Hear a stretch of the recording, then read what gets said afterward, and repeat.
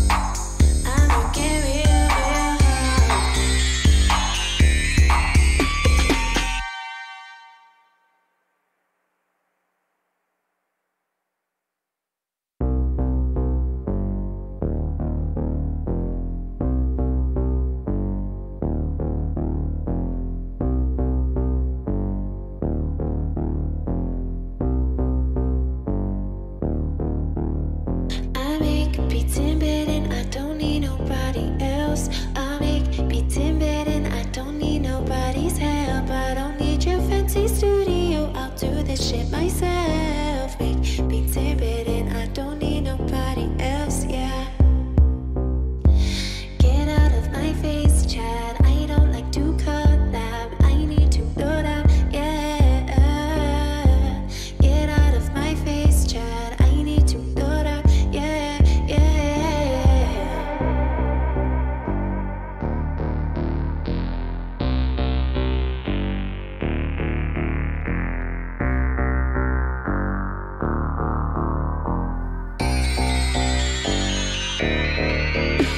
I make beats and written, I don't need nobody else. I make beats and written, I don't need nobody's help. I don't need your fancy studio, I'll do this shit myself. Make beats and written, I don't need nobody else, yeah.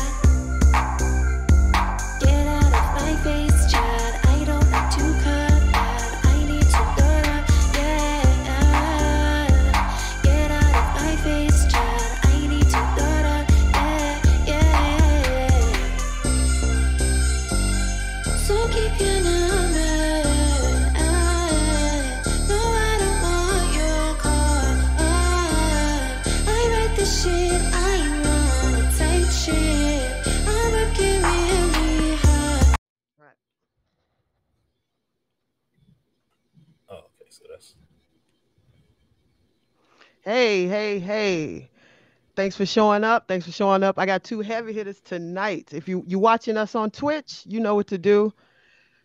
Throw some subs out there because Kenny needs some new Wi-Fi. Mama need a new chair. So go and throw them subs in there. Yo, if you're watching on YouTube, like, subscribe, leave a kind message, say you hate the heat, whatever you want to do. But like and subscribe. All right. So with me tonight, I got my right-hand man, Brian, my shadow producer. Brian, say what's up to the people.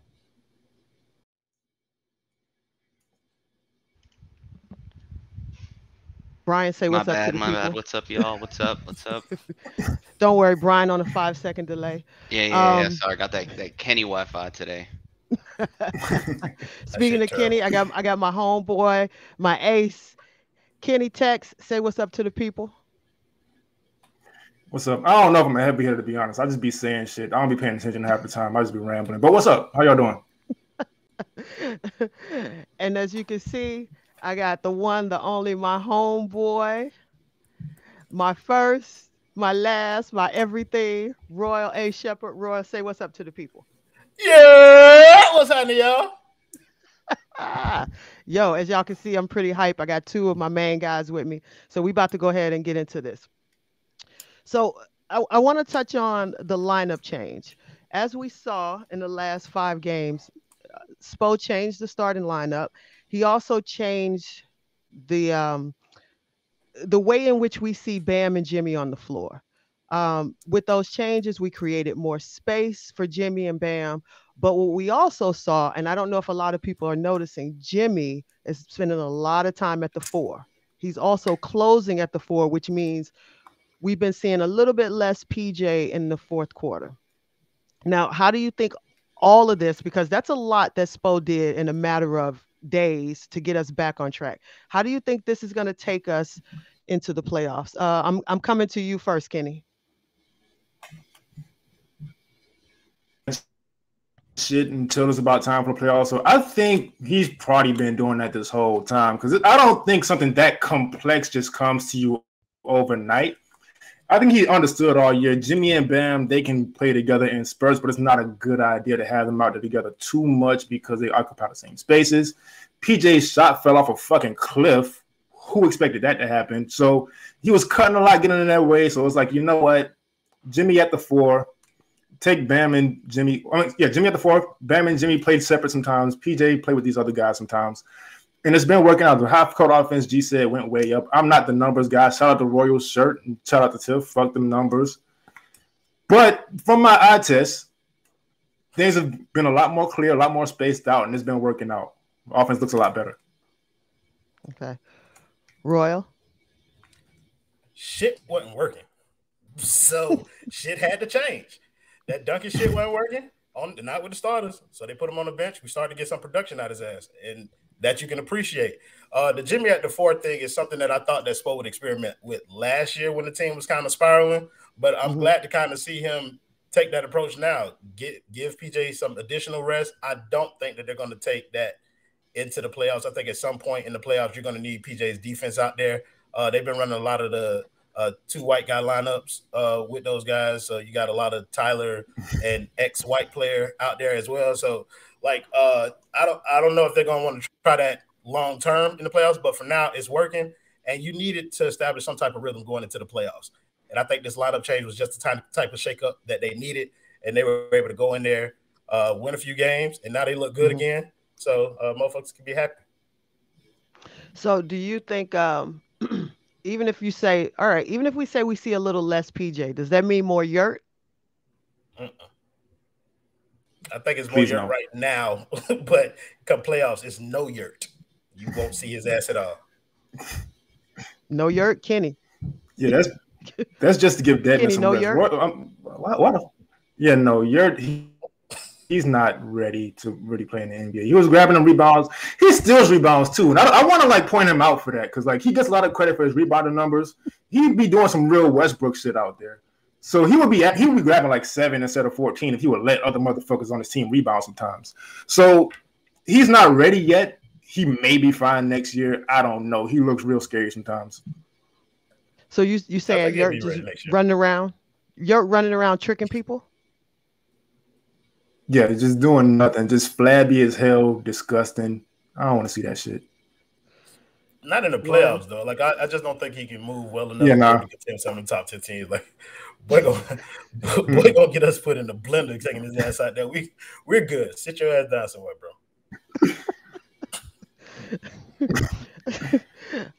What do you notice about the spacing? Like Royal, you alluded to Duncan going to the bench.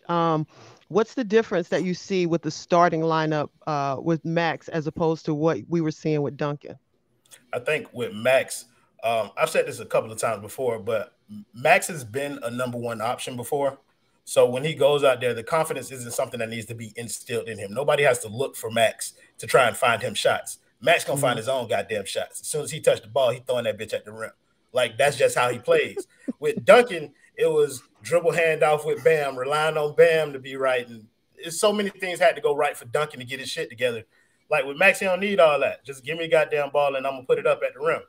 So I think that aggressiveness has kind of like led to the floor just kind of people being more attached to Max and with that starting group. And so it's allowed Jimmy more room to operate. We can't underrate the fact that Jimmy's been hitting that mid-range shot lately. Like that's also afforded some space to a couple of guys like Bam and them driving lane. So yeah, that starting line has been pretty good. I don't know if I see a change if Max continues to play like this. Like if he's just this kind of steady, I don't see why you kind of fuck with it. Just let him do his thing and then let Tyler and Duncan kind of provide that spacing off the bench. Kenny, I'm actually surprised at the spacing that Duncan is getting with the second unit. I wasn't sure if he would be able to get, as many shots or even the same amount of shots playing next to Tyler. But the surprise has been they're actually playing really well off the bench together. What do you attribute that to? Well, they're playing well off the bench offensively. But I think you just can't leave either one of them guys open. So it's really difficult to it's really difficult to stretch yourself out and try to guard both of those guys. And so and Tyler's gonna score on all 3 levels, and Duncan, they're not spamming the dumbass handoff all the time with him out there with those other guys. He's kind of freelancing, kind of doing his own shit to find himself open off the ball rather than just operating in this tight space where the ball already is and it's easy to game plan against once Toronto figured it out. And so they both have the space to operate. He's shooting in transition now. We didn't really see much of that before. And so this change is giving everybody on the team more freedom, and we're seeing it work out. Duncan became a release valve as opposed to like a go-to option. When he's on the bench, to Kenny's point, like they're not really fucking looking for Duncan. I don't have to look for Duncan. He'll be over there somewhere. If I go into this paint and 2 people come, throw that bitch in his vicinity. And like he's going against bench guys now. So it's like the defense is not as great. He's been able to get cleaner looks, and I think that's been effective for him. And I really like what I see from Duncan off the bench. I think he's in a role that suits him coming off of the bench. So I like what I've seen from them guys as well. Okay. All right. So as we stand, and with only, a couple of games left, the Heat are the number 1 seed, the play-in tournament. Mhm. So we're looking at the possibility of Cavs, Nets, Hawks, Hornets. What would be the positives of playing any of those teams, and what would be the negatives of playing any of those teams? So let's start with the positives. With the Cavs, I'm gonna go to you, Royal. What would be the positives for playing the Cavs in the first round? That shit, food. Like it is what it is. Like all 4 of them. Like all that shit, food. That's gonna be my response to all of them. But the Cavs in particular, they've dealt with some injuries lately. Mobley's been out a little bit, so that's but they're relatively young. So for us, it's gonna be a young team just getting into the playoffs, trying to establish an identity. Like they're gonna be there bright-eyed, bushy-tailed. So we're gonna put our foot in their ass and welcome them to the NBA, send them on home, and that's just what it's gonna be. I do like what they've done this season. Want to give them all the credit in the world. They've played very well. But for us, like that's a nice warm up. You know what I mean? They're going to challenge us a little bit defensively with that length shit that people have been talking about. Like I was in the camp. Jimmy struggles with length. I heard y'all motherfuckers talking about him. I don't give a fuck. But I was in that camp. You know what I mean? I saw it with my own 2 goddamn eyes. Y'all ain't gonna change my opinion. But I think that would be a nice way for them to establish themselves. Go against a solid defensive team in the first round. Kind of get them warmed up for some of the better competition to come. All right, Kenny. Yeah, none of those teams can really defend anyway. And so you got the Hawks, who they can't defend worth shit, and they have one guy who can really score. And they can pass the fuck out of the ball, so you got to watch out for that. But they're not winning any 7-game series. The Cavs, like Royal said, they have been injured. So even if they do eventually come back, they have to get in rhythm with each other again. Let's say Evan Mobley comes back. 1, he's a rookie. 2, he has to get acclimated to playing again. He has to ramp up all that stuff. They don't have the time to really become a threat. The Hornets, we saw the game last night. I don't even got to get into that shit. In Brooklyn, the only positive, they have 2 superstars. But the problem with that is you know exactly where the ball is going to go. So while those guys are pretty unstoppable, basketball is not a 2-on-5 game. And so I'm not sure if they're going to actually beat the Miami Heat with all the defenders the Heat have. Okay. And out of those 4, you only can get 1. Who's the more favorable matchup for the first round? Charlotte. And they why? play the worst. They play the worst defense out of any of those teams out there. Like, of course, like they're gonna make Miami run a little bit. Excuse me. They're gonna make us run a little bit because they got those young legs and shit like that. And Miami may not want to do that, but they're gonna be able to slow them down in the playoffs. Like they're gonna be able to shut all that little shit down. But they don't play no defense, so everybody can get in a good rhythm against Charlotte in that first round, and they're gonna blow their ass out pretty much every game. Kenny. Yeah, I'm going with the same answer. The defense is trash. Now, Miles Bridges always kills the Heat, but I don't think it's with these little layups and shit. That's not going to be enough to overcome the Heat. Aside from yesterday, the Heat always shut LaMelo down, so I'm not concerned with him. And again, their defense fucking sucks. So I don't believe in them at all. Just give me the Hornets, quick sweep, get some rest for the second round. Kenny, this shit going to be boring if you agree with me with everything I say, boy. I'm about to start making shit up. No, there's gonna be some stuff we're gonna end up getting into down the line. For sure. All right. Well, probably right now. All right. I'm gonna name a list of players. What you guys got to do is, those players are off limits. You're gonna have to name a different player that needs to step up their game come playoff time. So I'm going to name players. All those players are off limits. Okay. Got it? All right. Jimmy, Bam, Kyle, Ty, PJ are all off limits. Give me one guy that needs to step his shit up playoff time and tell me why. And also tell me what we need to get from him. Royal, go ahead. Oh, Duncan fucking Robinson. That is the only answer that I have in this situation. Look, Duncan Robinson is paid to be a high-level role player. That's what the fuck I expect for him to be, a high-level role player. Nothing more, nothing less. I'm not talking about no crazy shit like he goes 7 for 11 every night. I'm talking about get your ass up, get in this game, hit threes when you're wide open, hit a few contested ones. That could be 3 to 4 a night. That could be 5 to 10 if he's feeling like that. But we're going to need that level of shooting from Duncan on a consistent basis in order to be able to compete. There's no way around that. I'm not going to I'm not going to sit up here and act like it's not important for him to play well. Right. People can kind of summarily dismiss the season that he's had, but that man needs to play well in order for this team to maximize its chances. And so he's going to be one of those players that I'm looking at to be like, all right, bro, you've shown us signs of you getting your shit back together. Let's see if you can sustain it throughout this run so that we can kind of make a real push at it. Okay. Kenny? So we do have two disagreements right there. Blue Wire, cover your ears, because I know we like co-workers and shit. Duncan is paid to be traded. That's what that contract is for. He's not going to be here next year. All due respect to him, love the guy, great times, but nah. We know what Mickey Harrison is doing. You are not slick, Mickey. Cut that shit out. But he has been playing well since I would say like mid-December. I disagree with that part of it. The player who has to step up. I have one question. We're allowed to talk about trades on Miami Heat beat? Yeah. I didn't know that. I thought that was against the rules. That's what I heard. That's what I heard.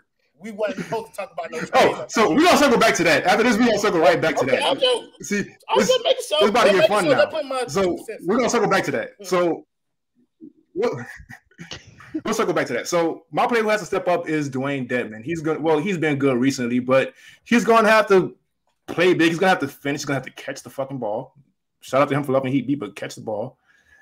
And because they're going to need size sometimes in playoffs. There's going to be some matchups. The team's going to try to get over on us with our size with Bam. He's going to have to step in and not bullshit out there.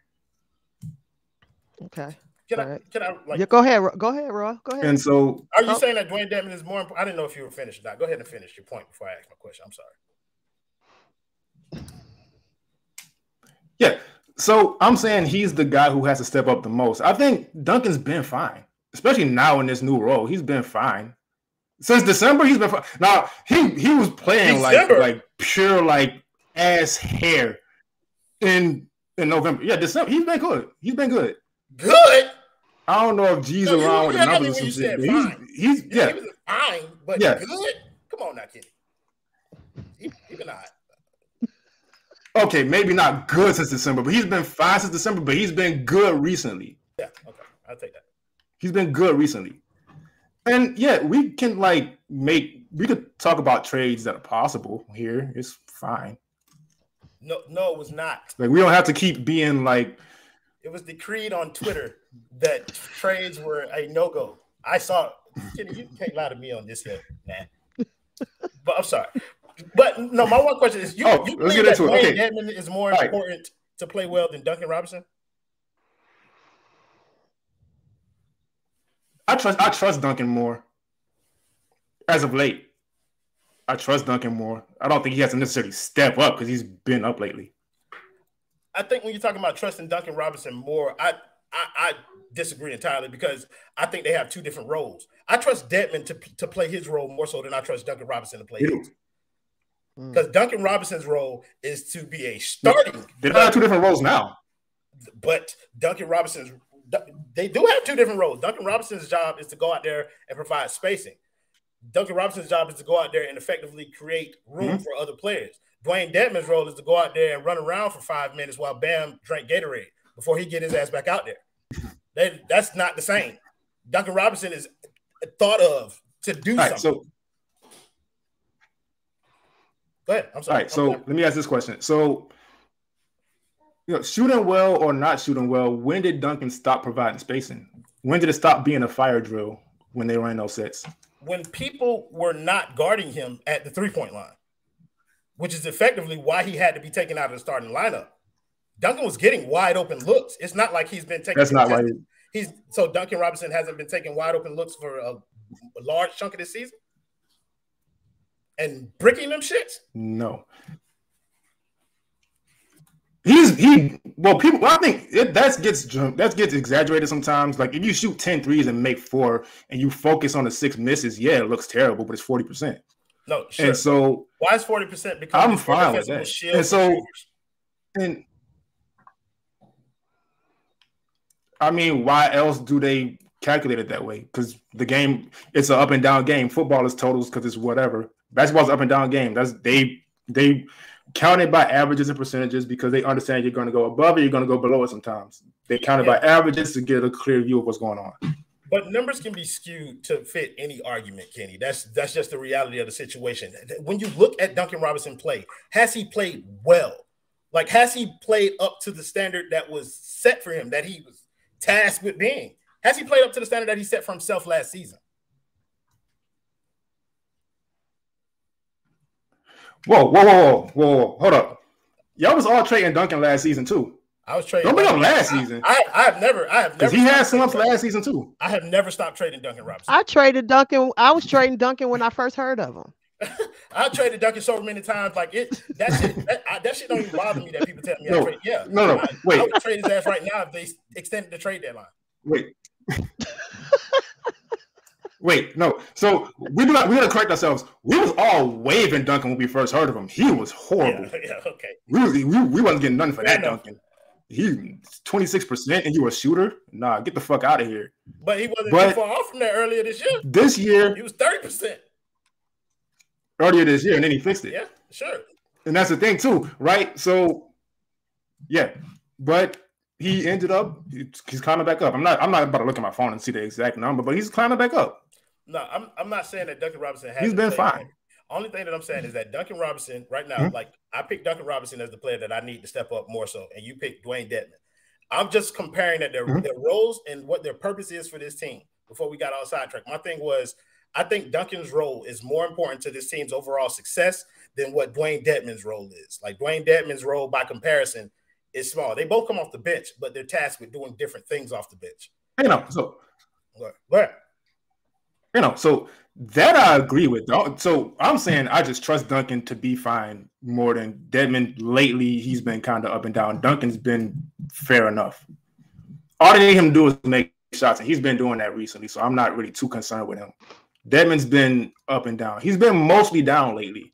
And so as of right now, I'm not even talking about earlier in the season. Right now, I'm looking at Dwayne Deadman more than I'm looking at Duncan. Duncan does have a bigger role. I'm with you on that, but I trust Duncan more. I don't. Too bad ain't either one of them Struce. But anyway, moving right along. I said it. It's my show. I said it. Struce is here to stay, motherfuckers. I said it. Don't look at the tape if he get traded. That'll be a long time ago. I said that a long time ago. Don't look at the tape. Don't look at the tape.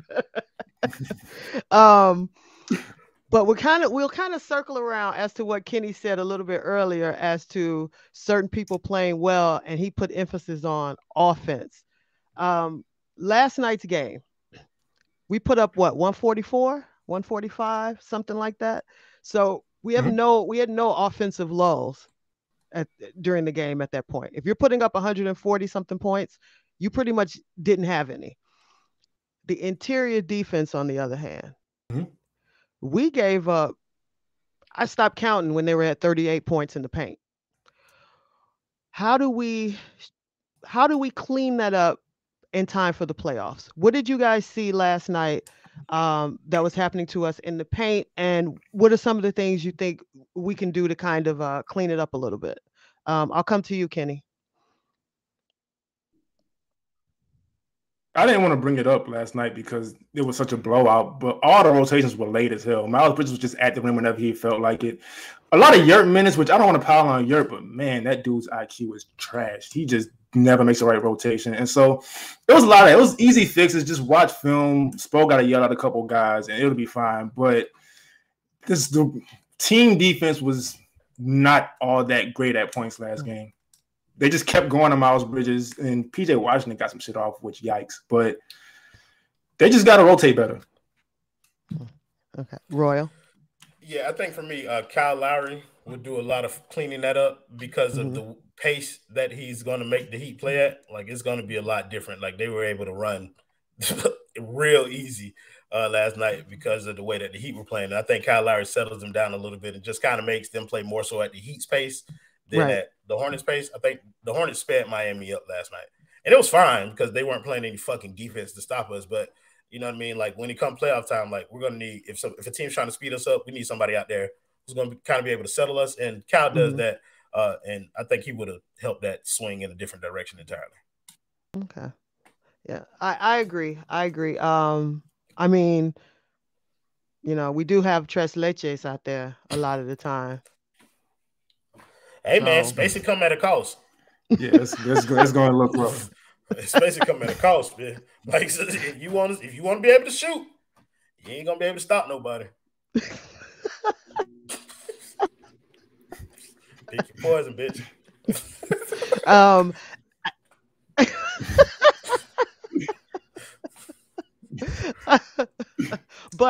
But I will say, to their defense, no pun intended, the ball movement has been popping. So Yeah. what are we saying about with the because it's the guards. The guards are making the crisp pass. They're making the extra pass. They're making the passes on time, mostly not behind people. It seems like they cut out a lot of the jump passes, which is the stupidest play in basketball. Why leave your feet if you don't know where you're going? So what have we noticed about that? The ball movement, especially in like the last 5 games. Royal, coming to you. Yeah, couple of things. So first, I like Gabe Vincent. Okay, I'm throwing it out there out the gate. I like Gabe Vincent because he knows how to play basketball. His shot hasn't been falling as of late, but that doesn't mean that he's not providing the Heat with something. He's the way the Heat are able to hand off that point guard / off guard duty from Kyle to Gabe has been able to help them continue to move the ball when they're going through lulls. The late game ball movement has been the biggest thing for me that I've been impressed with because earlier in the season they were getting stagnant with the ball, getting that Jimmy ISO shit. And his willingness to be able to move the ball a little bit in the fourth quarter, late in games, has helped produce offense in those situations. So those two things in particular kind of stand out to me about the ball movement, which, look, we're a team that's a sum of our parts. You know what I mean? We ain't got that top-heavy shit that most other teams got. So if the ball ain't moving, then we're not maximizing what we can do out there on the court. So if we stop moving the ball, we going to lose. Like, that's just the reality of the situation. The fact that they're doing it and they're doing it late in games, that shit to me is an encouraging sign. I got to see them keep doing it, though. I got to see them do that shit in the playoffs. I can't have Jimmy regress to give me the rock. I'm finna pound this shit. Like, we cannot have that. Otherwise, we're going to be looking at we're going to be singing a real sad song on these post-game shows. I ain't going to lie to you.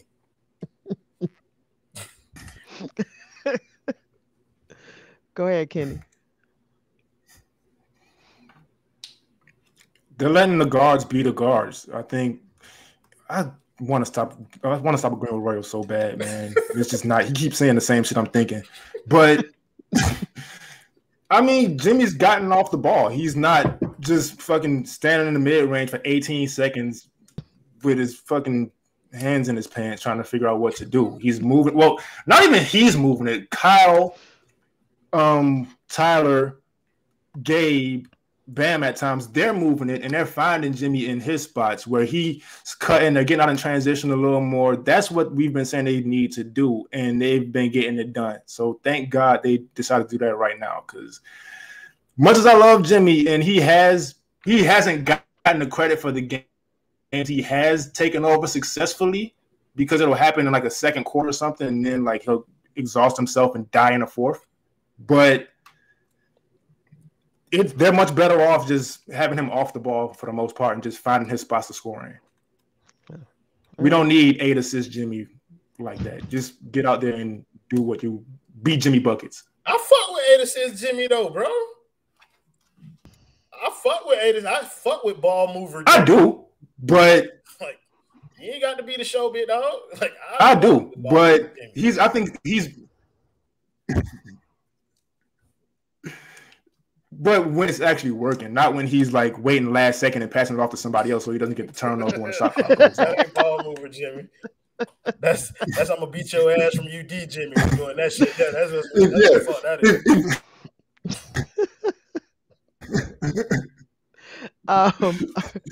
is.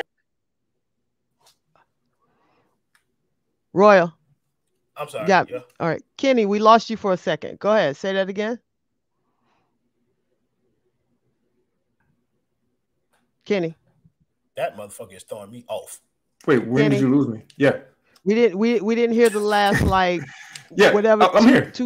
Yeah, we didn't hear you though. Whatever you just said, we heard nothing. Yeah. So I was saying. Yeah, so I was basically saying, if you're gonna be ball mover, Jimmy, do that shit with 20 seconds left on the shot clock, not 2. You know how it works. You know how it works. I can't see right. like the chat and the thing, so I'm like reading on my phone, and I just seen Brad say, "Did you miss trade talk?" Hell no, we coming back around to it, boy. Fuck is you talking about? Fire Spo. Chris Quinn is the future, ho. Fuck is you talking about?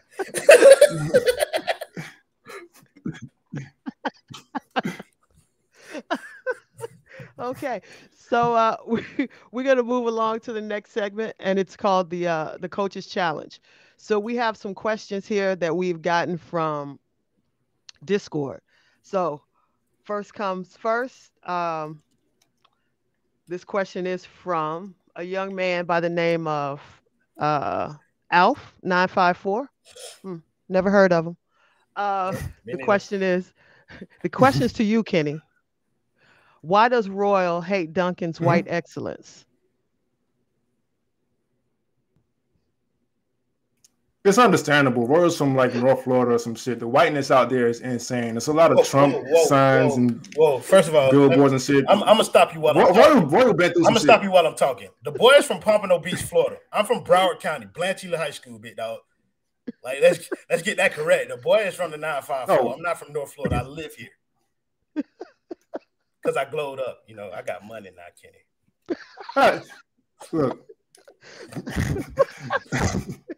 Hey, anything that's not Miami-Dade County is North Florida. We don't go up there. I ain't never been to Pompano in my life. Disrespect. So, even still, like, ooh, clutch the pearls. The whole Pompano is the hood. I ain't trying to die. Go ahead. I'm sorry. I'm letting you get it off. Go ahead, Kenny. But nah, well, he lives in North Florida, so it's a bunch of like strange whites up there. So I feel Royal on that. You see a white guy, you don't want to see him prosper because they don't want to see you prosper where Royal is. So it is what it is. Can I answer this question in my own defense? Go ahead, Royal. Okay, so Brother Al, the reason why I hate Duncan's white excellence is because there's no such thing, my brother. That is another one of the white man's tricks to make you doubt yourself, Kane. Pick up your crown. There's no such thing as white excellence. Fuck is you talking about? Except for brass jazz. That is white excellence if I ever fucking seen it. You got a white guy producing a show. He's white okayness. I don't really know him. I see his work a couple of times. I see brass jazz all the time. He's phenomenal, bro. That Pepper shit when he played that trumpet. I don't even know. God damn. I did not know that this man was that musically inclined, bro. That shit was blowing. Like I was, that man is a talent. I don't even know. I'm sorry. Go ahead. And to be fair, I don't even know Brian M's real last name. For all I know, he could be like light skinned. Who knows? His last name could be like Jenkins or some shit, and we just have no idea. Jones, Brian Jones. What are you talking about?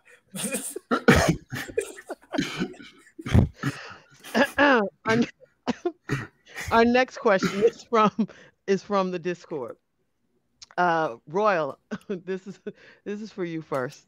Would you include Tyler in a package if you could get Donovan Mitchell by the end of this season, or would you build around Tyler and Bam, fill in the gaps where necessary, and reload after Jimmy and Kyle's contract expire? I'm not banking on what Tyler will be. I'm banking on what Spider is. Pack him up. Get your ass out of here. Bye. Thank you. Bring me the Spider-Man. What the fuck is you talking about?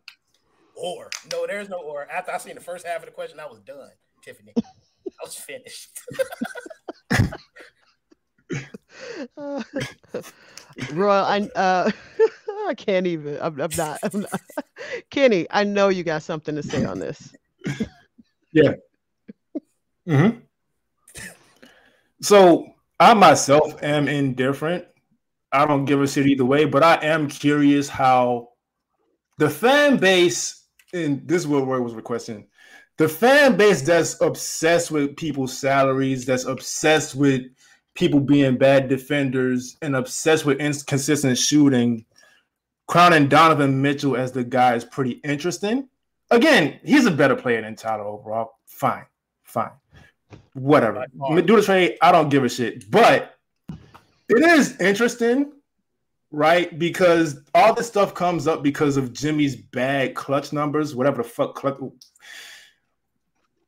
numbers are dumb because it's a small sample size, which basically means it rarely happens, which I have to ask, why the fuck do we care then? But let's go ahead with it. So Jimmy's clutch numbers, Frankie showed us the other day, he has the worst true shooting percentage in the NBA in the clutch. Donovan Mitchell is second worst, and he's 0.2 percentage points better. And so what problem is that really solving that the Heat have? Like, he'll score 40 sometimes and lose. Cool. Like, we've seen him as the best player on a good team, and we've seen what that team's done. Yeah, and we're not going to keep giving Rudy all the blame because he has to cover up for the shitty defense. Yeah, Rudy's surrounded by. He's also a shitty defender on the perimeter, but why is he out there? He's surrounded by terrible defenders. And Donovan is one of them. And again, Donovan is one of them. But Tyler Hero is a terrible defender. Donovan Mitchell, terrible defender. And so it's just a better player. Like, Donovan Mitchell's a better player. He also is. Huh? Yeah. I'm indifferent on it. I'm just curious about. I would just want to see people, instead of clamoring, and you seem to be more measured with it. I'm more curious about the people clamoring for this stuff and not exactly looking at what they're getting and how much they fucking complain. I feel like you're talking about one. And how they think those problems are going to be solved by. I feel like you're talking about some of my dogs. All right. So yeah, I'm one of those people who. So I'm one of those people who, like, I'm not great at lying, so I just don't even attempt. I've seen like 5 minutes of your show, and you do a great job on there. I have no idea who anybody else really is. So I may be talking about somebody, I just don't know who. No, I mean, I understand. Like, you don't watch our show. It's okay. I wouldn't know you if I didn't do my homework. Like, just being honest. I know we follow each other on Twitter, but I wouldn't know you if I didn't do my homework on Hangover Time. But and also, I think you're alluding to my boy Threat. My boy Threat has always been of the mindset where it's like, whatever can improve this team, improve this team. He has a bunch of controversial views that other people may not agree with, but that's his view on how to become a champion. So I fucks with it. I rocks with it. With this shit, I think it's clear cut. Donovan Mitchell's the better player. They both have their warts. I will take Donovan Mitchell's warts over Tyler Hero's because he is different. I've seen that boy score 50 in the playoffs. I've never seen Tyler Hero score 40 points once in my entire life. That was the end of the discussion for me.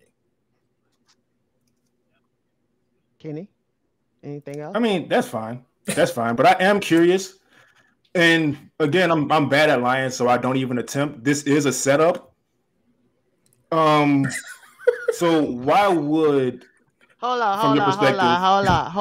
Why would what's this? Yeah. We got a bell in this bitch. Oh, I fucks with this. Hold up, Kenny. What's the setup? What's the setup? Me? That's from the Discord. All right, so I'll have no. Hold up. You think I? No. So I'm like, wait a minute. This upcoming question. The question I'm about to ask Royal. This is me setting Royal and the people in this mindset up, right? Because I know what they're gonna go to. So do your worst. Why would one of the better teams? Well, at the time, I'm gonna get real specific. Why would the 1 seed be looking desperately to make a trade? I don't think they would be looking desperate. Remember, this is a setup. Okay, that's fine. I don't think that they would be looking desperate. I'm like you. I'm just going to tell my truth, and I'll deal with the consequences after. But I don't think we were looking desperately to make a trade. But I think anybody who was watching this team earlier in the season, despite the 1 seed, realized that we were winning it with those holes. We were winning it with role players who could not possibly sustain themselves throughout the course of a season. These are G League guys, minimum contract guys. We could not possibly sustain that. And we saw a clear-cut avenue to some sort of improvement. A backup for PJ, spell him for a little bit because we didn't have one of those at the time. We saw an opportunity, like it was there. And so you got a player not playing well in Duncan Robinson. He has an attractive contract to some teams. You could have possibly got some things that could have helped this team out. And we saw some of those problems come to fruition later. Like they struggle with late game execution. They struggle with rebounding against bigger teams. They struggle with just generating buckets. So I think there were opportunities to find like bucket getters and shit out there at the trade deadline that we passed up on.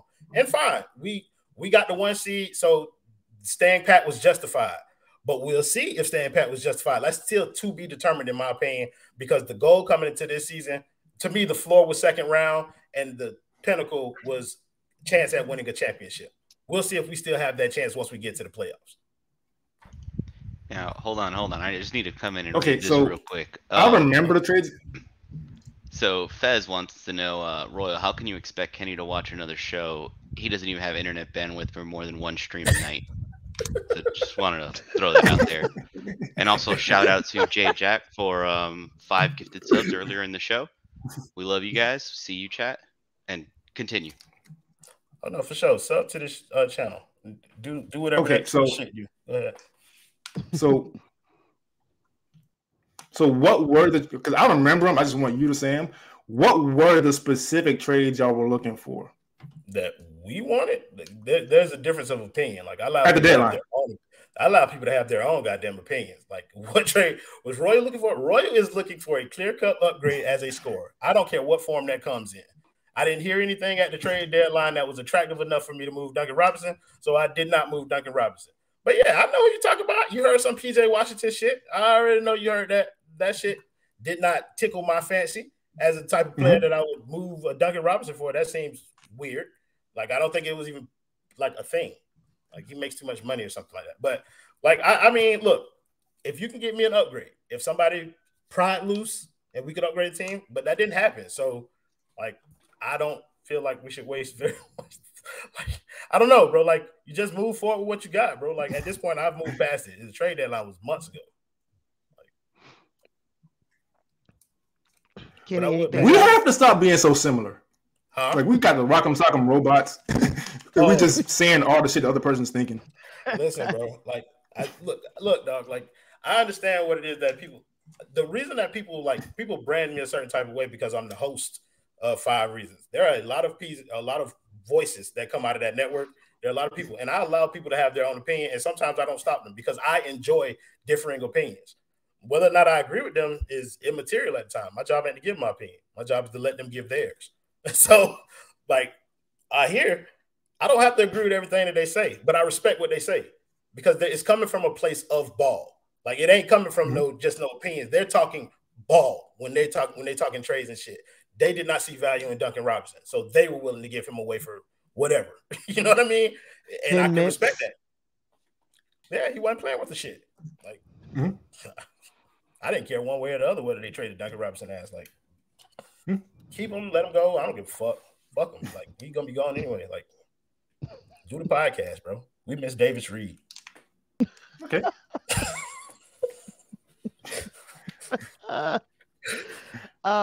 What happened with Davis Reed? I don't know, bro. I just haven't heard the Long Shot podcast in a long time. Well. Oh no. All right. So the next question that we got from Discord is, do you think Bam will play his entire career in Miami? Royal. I seen that shit. And that shit made me uncomfortable how long that boy did with that. But I don't think that Miami lets him go. Like, Bam is a unicorn. Like, he is literally the future of what NBA centers are going to be, in my honest opinion. And so right now we have the apex predator of that mold. So you keep him in house as long as possible. You know what I mean? Like, that's too much talent to let walk out your door. Eventually, you're gonna get rid of the bigger contracts, and when he's up for another contract, we're just gonna pay him more money. But that's another problem for another day. We locked him up for 6 years, so his ass is here through that prime, at the very least. Maybe later on down the line, when you're a little older, trying to chase a ring, if you don't get it here, fine. But through that prime, you're gonna be in the 305, big dog. Kenny. He's gonna be here for a long time, for sure. Entire career depends on how much he keeps building on the stuff he doesn't need his athleticism for. Because I think right now, yeah, he's this amazing defender, but he's also quick as fuck. He gets to the basket on these rolls and stuff. Yeah, it's fine. He's a freak athlete right now. So he has the passing he improved on. That's great. The little 10 to 14 foot jumper he's improved on. That's great. But he's probably going to have to do more if he's going to go into 32, 33, 34, 35 years old in Miami. I do think he's definitely going to finish his contract in Miami. But the stuff he has to build around this athleticism, he's going to have to continue to do that in the meantime, which I think he has a chance to. But I'm not just stamping entire career just yet. Because as much as I do not want to think about this, Alonzo Mourning was in New Jersey Net at one point. I didn't care about that shit at all.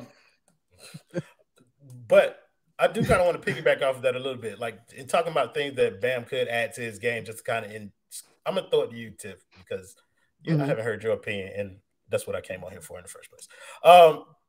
Do you think Bam adds that three-pointer, like, at some point in the near future? I ain't talking about, like, later on towards the end of his career. I'm talking about the next 2-3 years. Do you think he adds that three-pointer as a usable weapon to his game to kind of, like, help him? I think with the knee tendonitis, he has no choice. I just, because like Kenny said, he's a freak of nature, but the idea is we saw how the tendonitis slowed him down this year already. So at some point, he's not blowing past you. He's not jumping over you. The 15-footer will be hopefully a little bit more solidified. And even if he took 3-4 threes a game, it saves a little wear and tear on that body. So, for instance, I'm always saying, like, I'd like him to shoot that drop off three that you always see at some point during the game. Kyle and Deadman have where Kyle is pushing and Deadman is the trailer, and it's that easy little drop pass right in the breadbasket, setting him up for the shot. I like to see Bam get a couple of those. So we can only hope. The corner ones would be great too. Like I see, it's a really easy avenue. You said what, Kenny? Yeah, so he has to want to do that, and I think he will at some point. And Spo has to let him. I think just this year we saw Deadman being able to take a couple here and there, and he had done it at previous stops. I don't know if Spo loves his big men shooting threes. I'm not sure why that is. And so I would hope that they come to a middle ground. Like, all right, Bam is willing and wants to. Yeah, but Myers' shot was so fucking slow. That was useless. He wasn't shooting. He started anyway. Kelly Olynyk. For how long? It doesn't matter. Like, he started, and the teams he was on, and Kelly was on too. Yeah, I think Spo does. No, but Kelly was starting. I'm sorry. Well, he likes his fours shooting threes. Kelly did play the fives at the time, but a lot of times Bam was at the five with Kelly. And those previous teams, those teams were just real bad. So yeah, you wanted Kelly giving you whatever he could. I think those pre-Jimmy teams. Yeah, I think you wanted when Kelly. You're saying that, like, Spo allowing Bam to shoot him, I don't think Spo is the problem.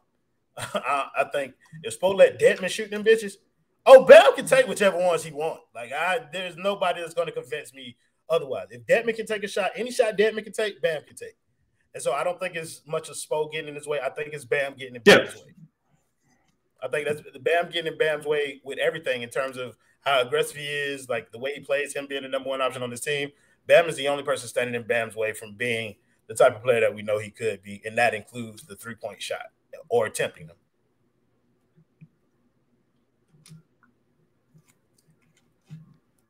Kenny, you got anything? Are you good? Oh, yeah, no, I don't think, well, the Bam aggression stuff, I think that's a lot of times the system. They just, and also Bam getting in his own head. You all right about that, but I'm not sure if it's a lack of aggression. I think it's just Bam not fucking thinking sometimes. I guess I should rephrase that. When I say lack of aggression, I only mean offensively. Like that's what I'm talking about. Not being willing, and a lot of that's been taken away with his safety valve and ducking, looking for that DHO shit. But yeah, the only person who can stop Bam from shooting the ball is Bam. Like nobody's gonna get in Bam's way or say anything to him if he takes more shots. I think the team is encouraging him because they realize what he's capable of. That's what I mean. Like just on the offensive side, on defense, we know what we're going to get from Bam every goddamn night. Mm-hmm. Yeah, so I'm not talking about shot attempts because he can get the drives and the little mid range all he wants, but the threes, I don't know if Spo's going to want him shooting that until he really, really, really shows he can. And it's a little bit of a tough tug of war because he's going to have to probably do that in games at some point. So I don't know, but it's going to be real tough. But he's, like Tiff said, that tendonitis ain't going away. So they're going to have to figure that out at some point. Yeah, I kind of like just real quick. But the thing that he said about aggression and shot attempts, I'm with you 1,000%. I do not equate aggression to how many times Bam shot the ball. Sometimes it does come out like that, like, if he shoots the ball 6 times, then of course I'm gonna put a foot in his ass. But like Bam can have a 10-shot aggressive game, in my opinion. When I'm talking about aggression, I'm talking about having mismatches down there in the post against guards and not taking advantage of that. Looking for a pass as opposed to looking at that and saying, this little hoe can't guard me. I'm finna dunk on his ass and keep it pushing. Like that's what I mean in terms of aggression. Like when he has opportunities, he has to be willing and looking to take those. Yeah. The only problem is, though, for whatever reason, Bam's just real bad at that even when he does do it. Yeah. But it is on him to stop just being fucking scared to still try. But when he does attempt that, it doesn't look good. But he does need to try. Unless it's at some point when he scores 41. But listen, before we move on, I just want to ask both of you. Jeff Green was fooled. All right. Hardest person for Bam to guard. Oh, obviously it's Julius Randle. Duh. Everybody knows that. The fuck? No, I think the hardest person for Bam to guard is Nikola Jokic. And that's because he is just a significantly better player than Bam. Like, and there's no shame in that. He is a significantly better player than a lot of motherfuckers. But yeah, I think Jokic is probably the person in the league who I say give him the most fits. For some reason, it looks like to me that he guards Joel Embiid a lot better than he does Jokic, because Jokic just do what the fuck he want when he out there against that man. And motherfuck Jokic, by the way. I don't like that Serbian bitch.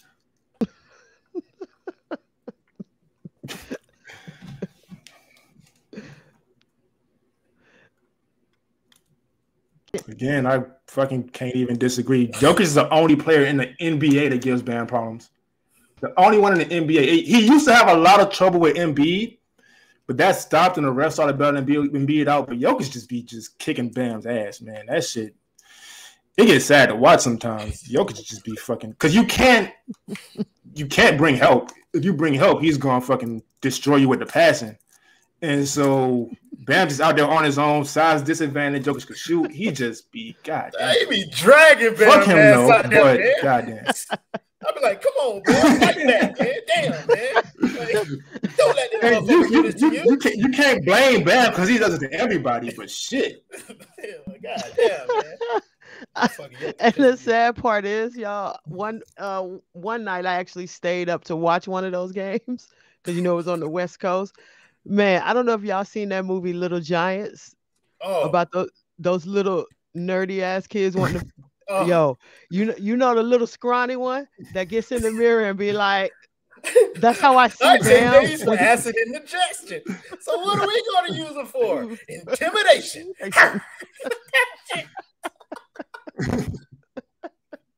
That's what I think about.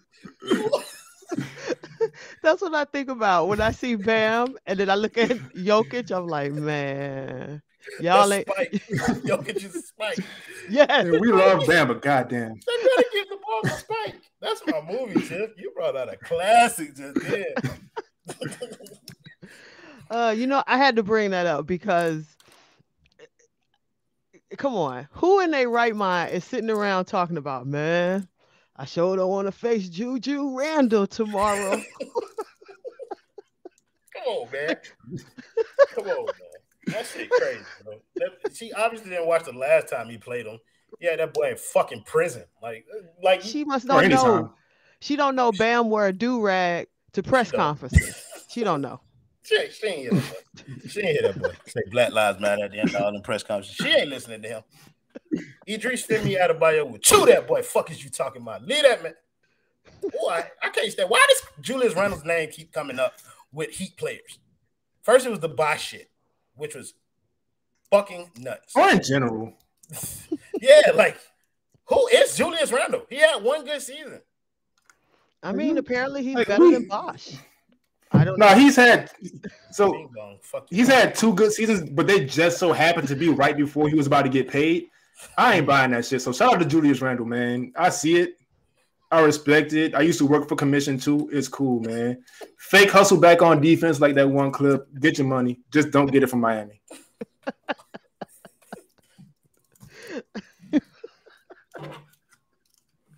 Did Kenny say he used to work on commission? Yeah. That boy used to sell Vector knives. Hell yeah. Bitch. Fuck Macy's. Talking about? What you used to do, Mary Kay? Oh, you say Macy's. That boy used to sell Mary Kay. That's what he used to sell. Macy's the worst place on earth. Why, Kenny? Tell us why. Macy's, man. So first of all, I wish Roy was way more off. I was desperate for a job at the time. When I applied for the accessories department, I thought that meant like keychains and shit. I'm like, oh, this easy money. Them niggas, I got there, they said, nigga, these are purses. I'm like, I'm about to be broke. I don't know shit. So I was broke as fuck. Fuck Macy's. I was on a bus and shit. Rough times. Don't get married. Them motherfuckers are expensive. Kenny said he was on the bus. I was out on the corner showing a leg. This was some dark times. Kenny, you on the bus sitting. Kenny on the bus sitting under that one dude that got his arm up. He got the sweaty and Kenny, stain underneath his Kenny, arm. Oh, hey, I got some bus stories, man. There's some sick shit. I seen some sick shit on public transportation. Swear to God. One time, and anybody from Miami knows this area, it sort of makes sense. One time I was at Martin Luther King Station on 62nd, and I think it's like 27th. No bullshit. I saw a homeless dude give himself a shape up with fire. I beg your pardon? Like he had an afro. He lit a piece of paper on fire. He had an afro. He lit a piece of paper on fire with his lighter. I'm assuming he smoked crack or some shit in his own time. That's cool. Good for him. He just started trimming that shit. I got on the bus. I didn't look back. That shit could have ended bad. I heard Joe Biden. So I was like, nah, I'm cool. Pipes was people like that. I didn't know. But is this motherfucker a circus clown? It was like that was a wonderful trick to have seen. I ain't gonna lie to you. I don't know. Tickets to see a motherfucker shake. I was impressed and I was scared. We need to call the universe. Shout out to Joe Biden for owing niggas money but giving them crack pipes. Oh, so moving right along. We have one more question from Snaps from the Discord. Which coach do you worry about the most in the playoffs? Royal. None. I have no problem stating that Eric Spoelstra is the best coach in the NBA. I don't give a fuck who your coach is. I believe with time, with that day's rest, that man is a motherfucker to beat. Like, so I don't fear any other coach in the East, West, none of that. I don't care. I will give some credit to some of the coaches who've done a good job. Ime Udoka over there in Boston, he's done a phenomenal job with that team. Like, that is a very good defensive team, so I want to give him his flowers. But I don't fear his ass either. Heat and 5, bitch. Fuck you talking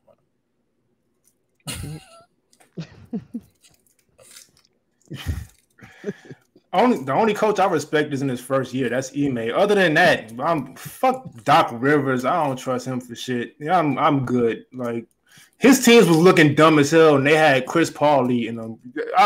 He's garbage. Who else is out there? Billy Donovan. Fuck him. He's trash. Whoever the Bucks coach is, he did some stuff, but I ain't trusting him either.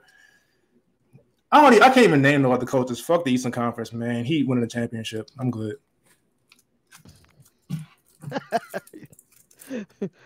Yes, Royal.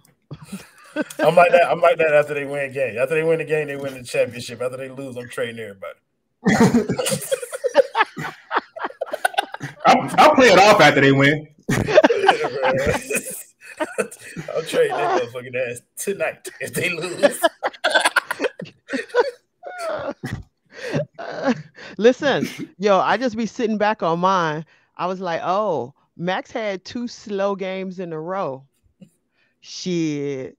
Then that next game popped off, and I was like, We back. We back. Let me rub it in a little bit. Let me go on the timeline and say I told you so. Oh, that's another thing too. I told you so. Twitter. Not Max and Vic popping off at the same time. Let me rub this in like homegirl was supposed to rub on her chicken. Wait. Oh, no. Hey, Roy. Yeah. Wait. Hey, no, Roy. I ain't the sub type, whatever the case is. No, for sure. We was talking about hot take Harry weird ass.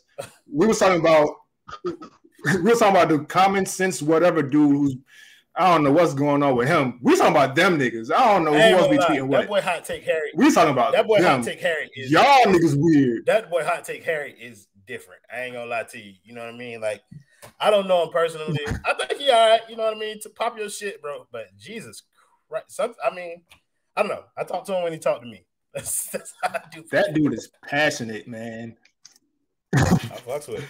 Anybody who loves his team as much as I do, win, lose, or draw, I fucks with you. So you know what I mean? Like you can be mad at me all you want to. I don't give a fuck. I still love you. All right. But yeah, nah, I ain't going to sub nobody. I'm talking about them particularly. I don't know who else talking about who else, but I'm talking about them too. Alf added me. Go ahead. I'm gonna hit up my shadow producer Brian. We're gonna hit up this next segment, the pick and roll. Brian, hit me with your first question. Okay, sorry about that. I guess my camera decided to turn off. Damn, you looking like G out here. Oh, for real. Let's just bring. I thought that back. motherfucker was gone, Tiff. I thought we was out here flying off the cuff. I didn't know if he was still there. Yes, we got you.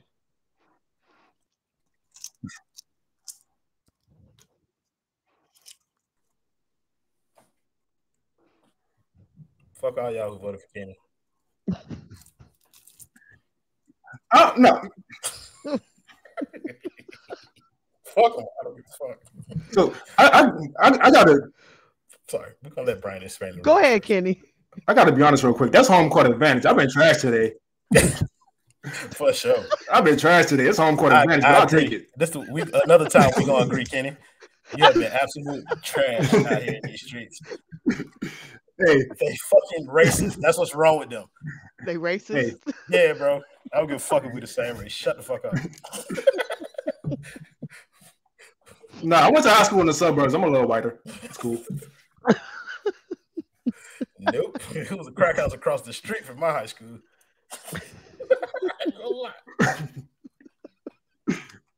Yes, Brian. Hey, that's a tough pipeline, man.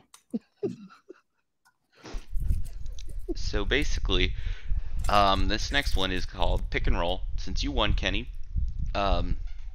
you basically these are questions that chat's asked throughout the entire stream. You get to pick or roll to the next one, or pick if you want to answer, or roll it to Royal. Very simple.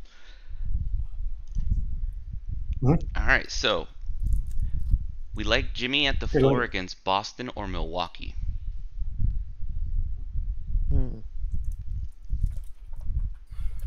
Boston. I don't want to see him matched up with Giannis. That's pointless. They're gonna kick the shit out of Jimmy at the 4. Put him at the 3 where he's a little safer. Do not match him up with Giannis. Like I'm a homer, I'm a Heat fan, all this other shit. That's cool, but I ain't never been no goddamn liar. Do not match Jimmy up with no fucking Giannis. Don't do that. Leave him at the 3 against them. Royal, you want to add anything to it? Oh, I didn't know if I was supposed to answer that bitch. Absolutely, go ahead. I'm Right on, brother. Like, no, sir. Give me Boston if Jimmy gonna be playing the 4. I do not want to see no parts of that boy guarding Giannis. I'm out. Like, Boston. All right. So the next one we got. When did John Hollinger escape, and why haven't the orderlies been fired yet?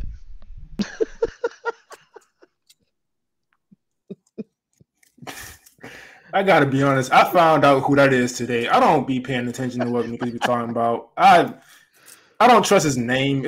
I don't trust anybody named John. Your mom didn't try. She got to do better. Tyler Hero at number 3 in 6-man voting is ridiculous. He's just trolling. That's what it is. People be trolling Heat fans to get attention and get y'all to argue. Y'all keep fucking arguing with him. I'm not about to do that shit. He's just Kevin Love. I don't even know his number 2, but Kevin Love, really. That's who his pick is. Kevin Love.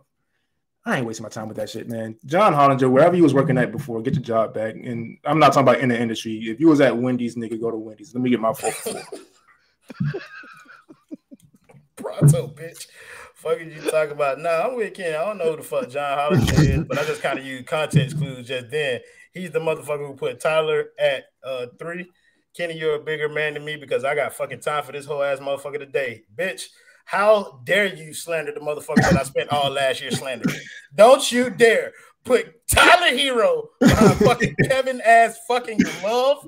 Listen, bro, this 6-man of the year conversation has been fucking over for months now. And this is just a motherfucker who ain't have shit to do. So he decided to post some shit on the internet and get other people to go ahead and scratch and claw. And he knew it was a dumbass take when he put it up there. And Tyler Hero has been far and away the best bench player in the league this year. So that was like a non-starter for me. I thought it was a joke at first, but apparently he's real. And I still, again, I don't know who John Hollinger is either. Never heard of him. He ain't no Alf 954, I can tell you that. Yeah, I'm good, man. And the final question. Give me my goddamn Wendy's and give me the good fries back, not that bullshit. Our own Alex Musabai wants to know, drip or drop?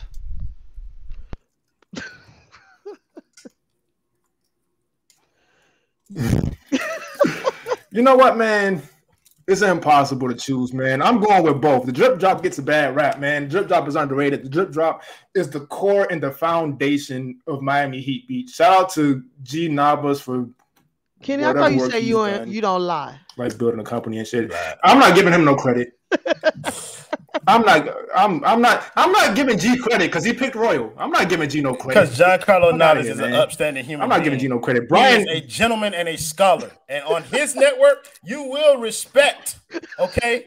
I can't even get that shit out. I've never seen anybody on his network respect Giancarlo Navas. And I find that to be a travesty. He is a great, great guy. I love G. I don't care what nobody says.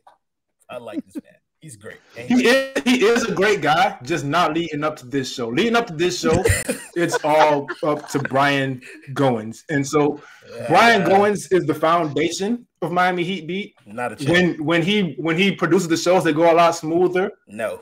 I said it wrong. It is Brian Goins. They go a lot smoother. Giancarlo Navas in 4. I'm going with Brian Goins, man. Giancarlo Navas in fucking 4. And to answer the question, because I didn't get it. Giancarlo is not watching this. Giancarlo Navas in 4. So just to answer Moose's question, because I think he was talking to me, Kenny, and you just jumped in there all rude. Like, for me, it has to be the drip. You know what I mean? The drop tends to linger. It goes on a little long sometimes at the end. But for me, that drip is perfect. And what sets it off properly is you got to get that. It's the before the drip. That one time, when you add that thing to it, it just makes it elite content. You know what I mean? So when you hit them one time with that drip, you got to go with that drip, bro. That drip is where it's at. So shout out to my boy Moose. Like that's definitely the answer. All right. I want to thank everybody for tuning in and y'all that had to tune out. I want to thank my shadow producer Brian M. Always got my back. My guest Royal, Kenny. Thank you guys. Love you guys for coming on. And as I always say, you are heard, you are seen, and you are loved. We out.